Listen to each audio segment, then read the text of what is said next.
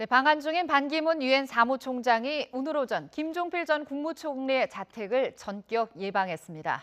충청권의 정치적 대부로 불리는 김 전 총리를 만난 이 반 총장의 행보가 어떤 의미인지 장성호 건국대 교수, 유영화 정치평론가와 함께 짚어보겠습니다. 안녕하세요. 네, 안녕하세요. 네, 안녕하세요.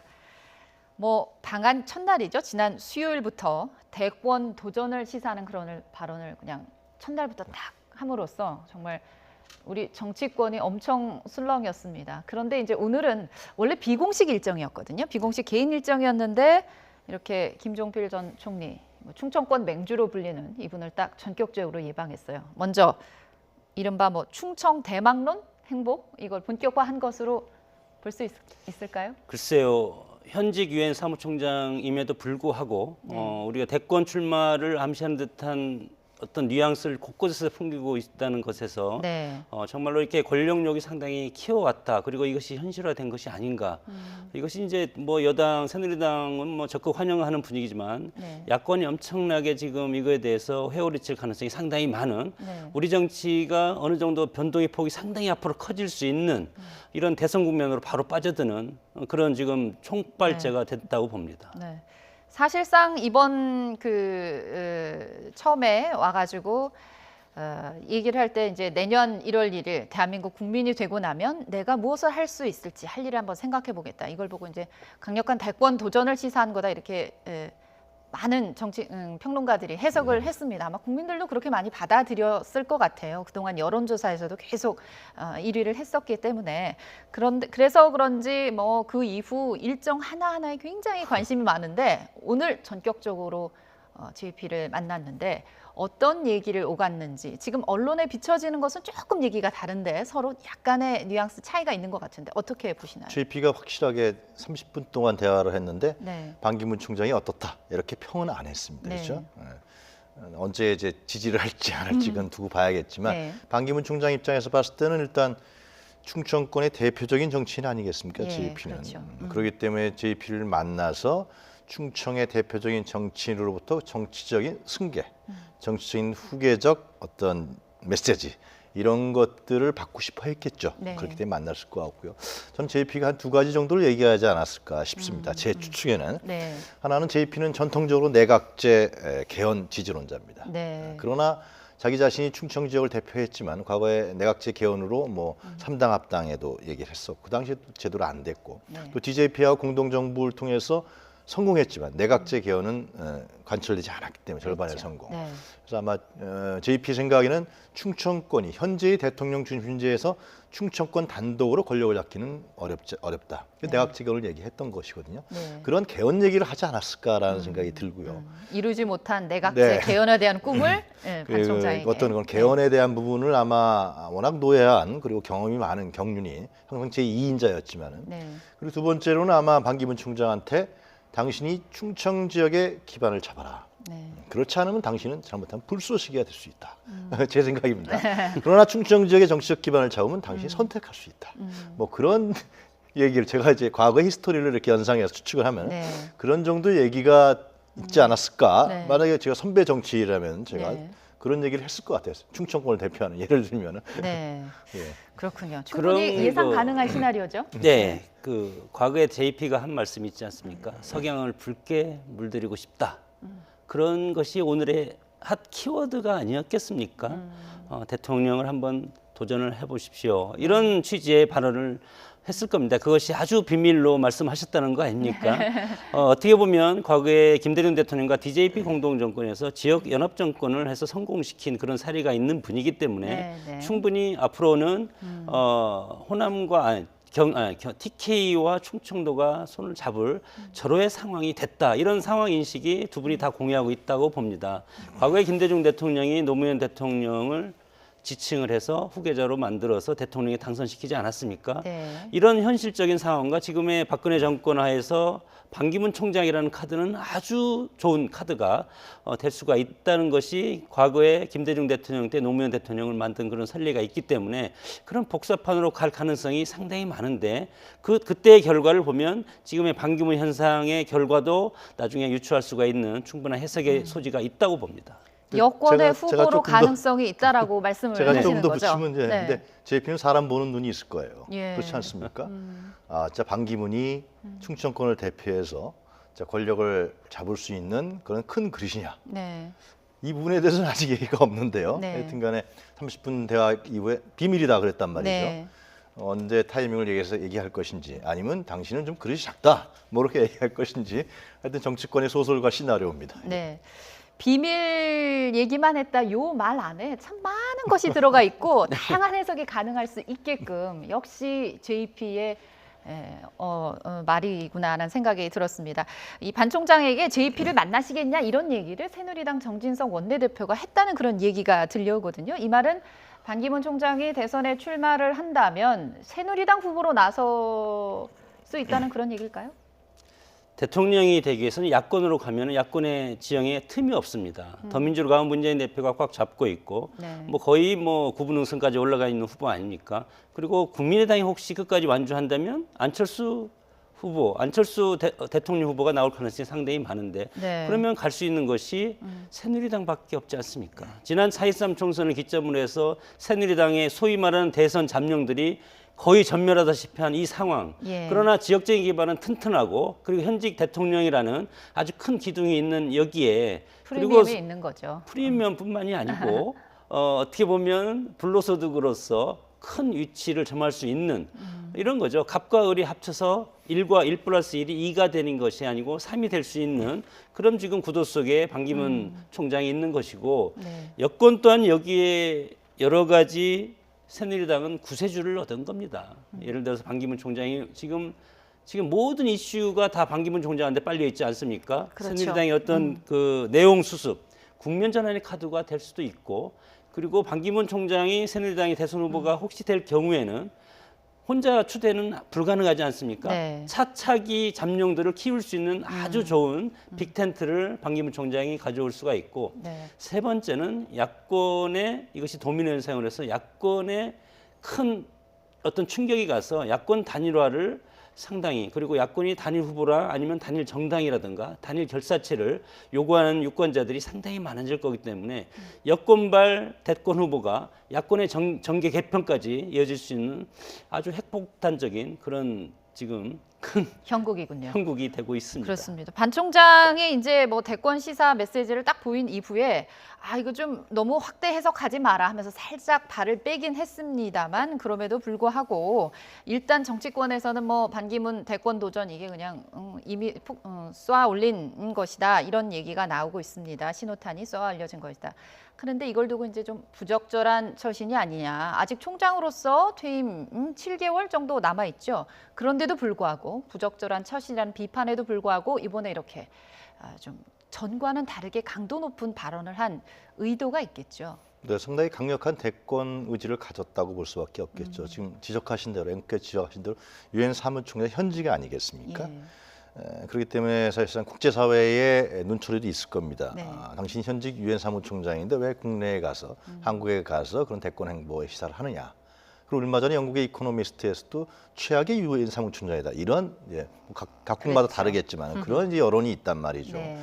그렇기 때문에 그러한 부분을 무릅쓰고 했다라는 것은 두 가지겠죠. 하나는 유엔 사무총장이란 현재 지위, 정치적 영향력, 어떤 세계의 어떤 유엔 기구로서의 그런 부분들을 국내의 어떤 보임으로 해서 국내의 정치적 영향력을 확대시키려고 하는 의도가 저는 있었다고 보여지고요. 네. 두 번째로는 현재 가깝게는 여권, 멀게는 전체 정치권에 있어서의 자신의 반기문 대망론을 확실하게 좀 뭔가 불을 땡겨서 지펴서 불을 땡겨서 좀 확산시키려고 하는 그런 의지로 우리가 정치적으로 해석할 수 있을 것 같아요. 그런데 이제 결국은 추후에 이런 부분들이 어떻게 지속될 건가는 지켜볼 측면이 굉장히 강하겠죠. 예. 네. 특히 이제 유엔 사무총장으로서 저는 좀 약간 아쉬웠던 측면은 이제 남북 대화 문제 아니겠습니까? 물론 예. 이번에 남북 대화 얘기를 했지만은 네.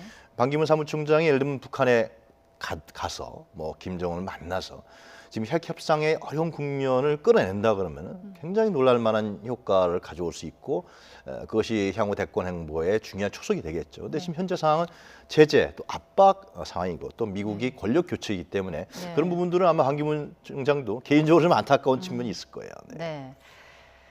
이렇게 정계 핵폭탄급인 이 반 총장이 이제 오늘은 JP를 전격적으로 만난 데 이어 내일은 경북 안동을 방문합니다. 이거를 두고도 또 정치권에서 여러 가지 해석이 있거든요. 아까 말씀하신 영남과 충청이 힘을 합쳐서 새로운 그러니까 정권을 재창출을 하려는 그런 의도가 있는 것이 아니냐.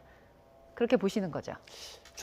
충북 음성 출신이기 때문에 충청의 상징적인 그런 기반은 있습니다. 이렇게 네. 봤을 때 호남을 가는 것보다도 당연히 안동 하회마을이라든가 선비의 고장 그리고 경상도 TK의 중심지라고 할 수 있는 안동을 방문한다는 것은 상당히 정치적인 행보로 우리가 해석을 할 수밖에 없는 것이죠. 예. 이런 차원에서 봤을 때 정말로 지역적인 지금의 대통령이 있는 대구, 경북과 충청 이것이 합쳐져서 산술적으로 인위적으로 합치는 것은 아니지만 네. 상징적으로 합쳐져서 대권에 출마하겠다는 그런 강한 어떤 의지 그것을 우리가 읽어야 된다고 봅니다. 네.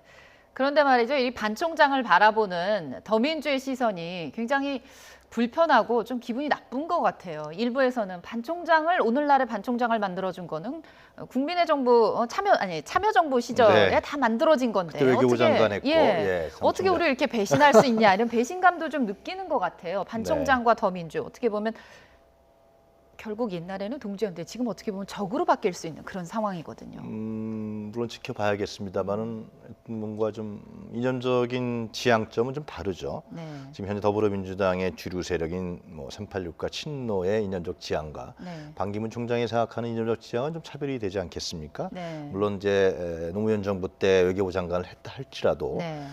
뭔가 좀 중도적이고 그런 성향을 강하게 갖고 있기 때문에 그런 차별점이 있는 것 같고요. 저는 상당히 그 대구 경북과 충청 플러스 연합의 지역 연합은 굉장히 파괴력이 있을 것이고 야권에서는 굉장히 두려워하는 카드가 분명합니다. 네. 오늘 사례가 있거든요. 예. 1990년에 3당 합당을 하지 않았습니까? 예, YS, JP, 그 다음에 노태우. 결국 대구 경북과 충청 그리고 영남이 합쳐서 호남을 포위하면서 1992년도에 YS가 대통령이 되면서 실제로 대권을 큰 차이로 내요, DJ한테. 네. 이러한 부분에 파괴가 나온다 그러면 현재의 야권은 향후 대선에서 상당히 약화될 수밖에 없기 때문에 위협을 느낄 수밖에 상당히 없는 위협을 느낄 수밖에 없는 것이죠. 그러나 이제 지금 PK는 뭐 과거와 같지는 않으니까요. 이번 네. 총선에서 다른 모습을 보였고 그렇기 때문에 대구 경북도 뭐 유승민 카드라든가 여러 가지가 있지만 그래도 하여튼 충청권이 된다면은 그러려면 뭐가 필요하냐면 반기문이라는 인물이 충청권을 대표할 수 있어야 됩니다. 네. 근데 충청과 충남은 좀 다르잖아요. 지역 정서가 예. 다른데 현재 25석 중에서 14석을 새누리당이 가져가 있고 나머지 6석 특히 충남과 대전 쪽의 야권이 좀 강세란 말이죠. 예. 근데 JP의 원래의 자민련의 기반은 충남 대전이었던 것이죠. 예. 그럼 과연 이 반기문이라는 인물이 정치적 인물이 유엔 사무총장이 충청권을 대표할 수 있는 인물이 되느냐 이 분이 가장 중요한 카드죠. 그렇게 네. 되면은 대구 경북이라든가 아까 말씀드린 대로 자기 자신이 선택할 수 있는 네. 그러면서 또 정계 개편까지도 염두에 둘 수 있는 내년에 뭐 그런 아주 상당히 획기적인 카드가 될 수 있는 것이죠. 예. 네. 이제 좀 화제를 바꿔보죠. 박근혜 대통령이 이제 뭐 이미 예상은 했던 일입니다만 국회법 개정안 이 상시청문회법에 거부권을 행사했습니다. 멀리 지금 아프리카까지 가 계신 상황에서 전자결제까지 하는 깜짝 거부권 행사를 하셨는데 결국 이제 남은 수수는 19대에서 자동 폐기되느냐 아니면 20대 국회에서 재의결할 것이냐 둘 중에 하나인데 이 상시 청문회법 운명 어떻게 될까요? 어떤 경우가 되든 뭐 저는 폐기될 가능성이 상당히 커졌다. 그리고 대통령이 정치적인 어떤 결단에 야당이 졌다. 저는 그렇게 일단은 평가를 하고 싶고요. 두 가지입니다. 하나는 회기 불연속의 원칙을 적용을 해보면 19대 국회에서 폐기된 법률은 20대 국회에서 할 수 없다는 네. 이런 뭐 전부는 아니지만 일부 헌법학자들의 얘기가 있고 네. 두 번에 이것은 지금 새누리당에서 적극적으로 이거에 대해서 폐기한다고 주장이 있는 반면 물론 표결에 지난번에 참여한 사람도 있지 않습니까? 의원들도. 네. 그러나 이것이 이미 쟁점 법안이 됐다. 여당과 여당이 쟁점 법안이 된다는 것은 선진화법이 적용되는 법률 아니라고 봅니다. 그랬을 때 20대 국회 설사 이것을 정말 부의를 해서 의결을 시도한다고 하더라도 180석 이상을 넘겨야 되는데 네. 과연 이 선진화법을 통과할 수가 있을 것인가 이런 것을 봤을 때 여전히 산술적으로는 어렵고 그리고 20대 국회가 개원하자마자 제1당이 누굽니까? 더민주 아닙니까? 그리고 네. 야당이 167석인데 개원하자마자 이 법률을 가지고 여당과 야당이 서로 치열하게 싸우면 과연 야당한테 어떤 이득이 있을까? 사실은 이거에 대해서는 국회의장이 직권상정한 것이지 야당이 적극적으로 하고자 한 것은 아니지 않았습니까? 네. 어떻게 보면 야당이 여기에 국회의장의 이 직권상정에 말려 들어간 꼴이 돼서 야당이 국회의장의 대리인으로 지금 싸우는 형국이 됐습니다. 예. 이렇게 봤을 때 이것을 야당이 정말 막 집착을 했을 때 그것은 과연 누구한테 손해가 올 것이냐. 20대 국회야말로 19대 국회를 반면교사 삼아서 성과를 내는 그리고 협치를 하고 싸움이 네. 없는 이런 걸 만들어야 되는데 출발부터 이런 것을 하면 야당한테 훨씬 더 큰 리스크가 그리고 소득이 없는 리스크가 있을 가능성이 저는 상당히 많다고 봅니다.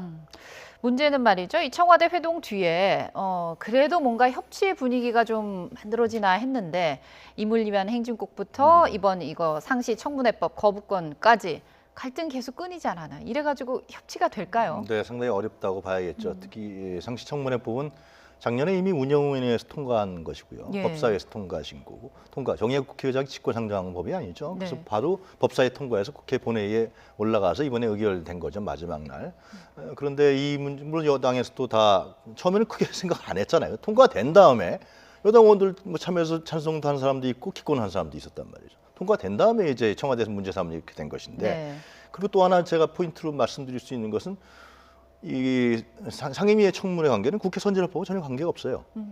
과반수면 언제든지 열 수가 있습니다. 이번에 주요 현안이라는 걸 좀 넓힌 거예요. 예. 이번에 이 법이 통과되지 재의결이 되지 않는다 할지라도 언제든지 야당이 상당히 강력하게 요구하면 여야 합의에 의해서 청문이 열릴 수밖에 없는 겁니다. 그런데 왜 청와대가 이러냐? 이것은 결국은 상당히 정치적으로 후퇴하지 않겠다. 정치적으로 예를 밀리지 않겠다. 그런 의지가 굉장히 강하다고 볼 수 있는데 결국은 협치라는 것은 여당보다도 청와대하고 협치 아니겠습니까? 예. 결국 청와대하고 야당이 어떻게 협력 관계를 가져가자라는 것인데 네. 이번에 그런 부분들이 상당히 깨졌다고 봐야 되는 것이죠.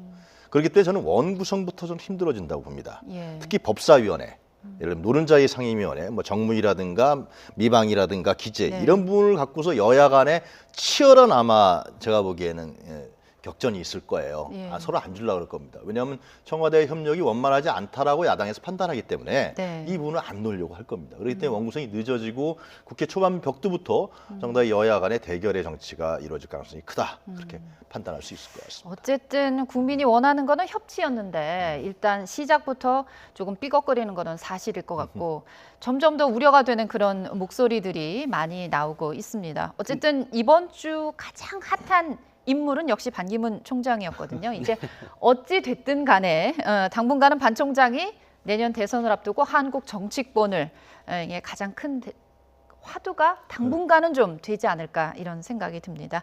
이번 주 전국 함께 짚어봤습니다. 장성호 건국대 교수, 유영하 정치평론가였습니다. 고맙습니다.